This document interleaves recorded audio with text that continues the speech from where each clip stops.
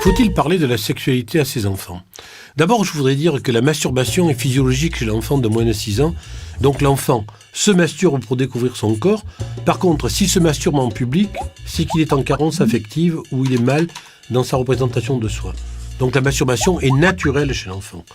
Après ça, il y a la phase de latence et on est tranquille. Puis après, il y a la masturbation à l'adolescence, qui est aussi naturelle et physiologique. Et puis, les premières relations sexuelles, la sexualité agit.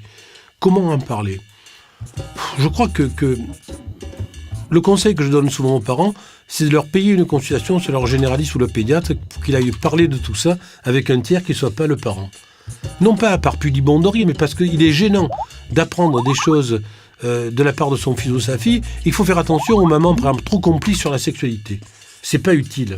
On n'a pas à savoir exactement la sexualité des adolescents, on a simplement à leur dire qu'ils se protègent des maladies sexuellement transmissibles, le sida bien sûr, les rapports protégés, la pilule pour pas être enceinte trop tôt. Une sexualité précoce étant pour moi toujours un signe de fragilité.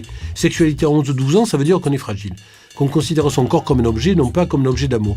En quelque sorte, le premier baiser est beaucoup plus important pour moi que la première relation sexuelle, et d'ailleurs souvent plus réussie.